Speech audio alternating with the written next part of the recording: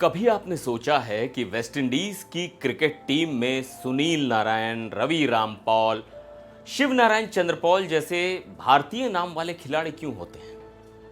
आखिर भारत से हजारों किलोमीटर दूर कैरिबियन सागर के एक छोटे से द्वीप देश त्रिनिदाद और टोबैगो में इतने सारे भारतीय मूल के लोग क्या कर रहे हैं? इनकी कहानी कोई आज की नहीं है, बल्कि लगभग 180 साल पुरानी है। कहानी है धोखे की, दर्द भरे समुद्री सफर की और दुनिया में अपनी पहचान बनाने के संघर्ष की। यह कहानी है गिरमिटिया मजदूरों की। चलिए आज वक्त में पीछे चलते हैं और इस अनसुनी कहानी के पन्ने पलटते हैं। कहानी शुरू होती है 1830 के दशक से। उस समय त्रिनिदाद ब्रिटिश साम्राज्य का एक हिस्सा था और यहां गन्ने की खेती बड़े पैमाने पर होती थी। इन बागानों में काम करने के लिए अफ्रीका से लाखों लोगों को गुलाम बनाकर लाया जाता था। लेकिन 1833 में ब्रिटिश साम्राज्य ने एक ऐसा कानून पास किया जिसने सब कुछ बदल दिया। दास प्रथा यानी स्लेवरी को खत्म कर दिया गया। अब यह इंसानियत के लिए एक बहुत बड़ी जीत थी, लेकिन त्रिनिदाद के गोरे बागान मालिकों के लिए यह एक मुसीबत बन गई। जिन अफ्रीकी लोगों को आजादी मिली, उन्होंने उन्हीं अमानवीय हालातों में दोबारा काम करने से साफ इनकार कर दिया। अब बागान मालिकों के सामने एक बड़ा सवाल था। उनके अरबों के गन्ने के खेतों में काम कौन करेगा? उन्हें चाहिए थे सस्ते और मेहनती मजदूर जो हर हाल में काम करें। उनकी नजर भारत पर पड़ी। अब शुरू हुआ एक बड़ा खेल। ब्रिटिश एजेंट, जिन्हें आरकाटी कहा जाता था, भारत के गरीब इलाकों, खासकर उत्तर प्रदेश और बिहार के गांवों में घूमने लगे। वो ऐसे लोगों को ढूंढते थे जो गरीबी, अकाल या कर्ज से परेशान थे। अब सोचिए, एक गरीब किसान जिसके पास खाने को नहीं है, उससे कोई आकर कहे कि चलो चीनी देश, जिसे वो त्रिनिदाद बुलाते थे, वहां तुम्हें अच्छी तनख्वाह, रहने का घर और बढ़िया खाना मिलेगा और सिर्फ 5 साल काम करना है। उसके बाद वापस भारत आने का जहाज टिकट भी फ्री में मिलेगा। अब यह सुनकर किसी की भी आंखें चमक जाएंगी। इसी सुनहरे सपने को एक कॉन्ट्रैक्ट या एग्रीमेंट पर लिख दिया जाता था। लेकिन हमारे सीधे सादे गांव के लोग एग्रीमेंट नहीं बोल पाते थे, तो उनकी जबान पर यह शब्द बिगड़कर बन गया गिरमिट।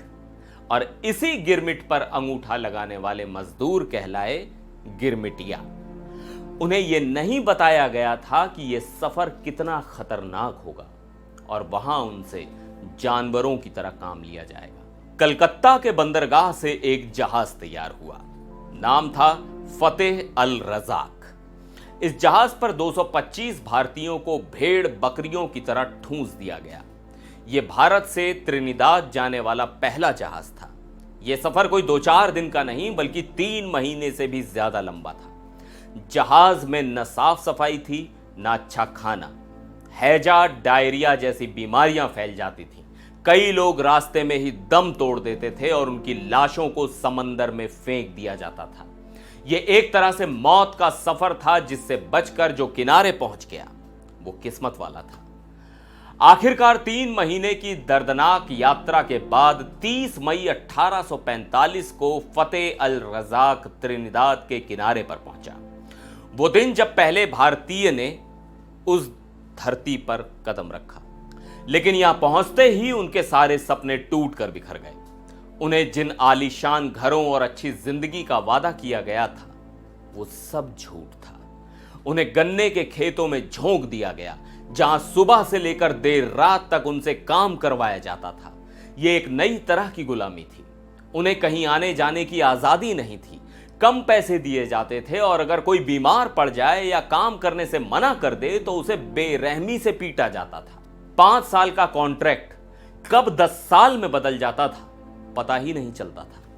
लेकिन इतनी मुश्किलों के बाद भी उन्होंने हार नहीं मानी। जब उनका कॉन्ट्रैक्ट खत्म हुआ तो कई लोगों के पास भारत लौटने के लिए न तो पैसे थे, न ही हिम्मत। उन्होंने वहीं रुकने का फैसला किया। उन्होंने अपनी मेहनत से जमीन के छोटे छोटे टुकड़े खरीदे और अपनी बस्तियां बसाई। सबसे बड़ी बात, वो अपने साथ अपनी संस्कृति, अपना धर्म, अपनी भाषा, अपना संगीत और अपना खाना लेकर गए थे। उन्होंने उसे जिंदा रखा। आज लगभग 180 साल बाद भी त्रिनिदाद और टोबैगो की लगभग 40% आबादी भारतीय मूल की है। वहां आज भी दिवाली और होली मनाई जाती है, मंदिरों में पूजा होती है और सड़कों पर आपको चना, आलू पाई और रोटी बिकती हुई मिल जाएगी। और जिस 30 मई को फतेह अल रज़ाक वहां पहुंचा था, उस दिन को त्रिनिदाद में इंडियन अराइवल डे के तौर पर मनाया जाता है और उस दिन वहां नेशनल हॉलिडे होता है। ये उन पहले भारतीयों के संघर्ष और हिम्मत को एक सलाम है। तो अगली बार जब आप किसी वेस्ट इंडीज के खिलाड़ी का भारतीय नाम सुने तो याद रखिएगा कि उस नाम के पीछे एक जहाज, एक गिरमिट और लाखों लोगों के आंसू, पसीने और हिम्मत की एक बहुत बड़ी कहानी छुपी है। यह कहानी हमें बताती है कि इंसान चाहे कितनी भी मुश्किल में हो, उसे अपनी जड़ों को कभी नहीं भूलना चाहिए। आपको ये कहानी कैसी लगी नीचे कमेंट्स में जरूर बताइएगा। वीडियो अगर पसंद आया हो तो लाइक और शेयर जरूर करें। मिलते हैं अगले वीडियो में, तब तक के लिए नमस्कार।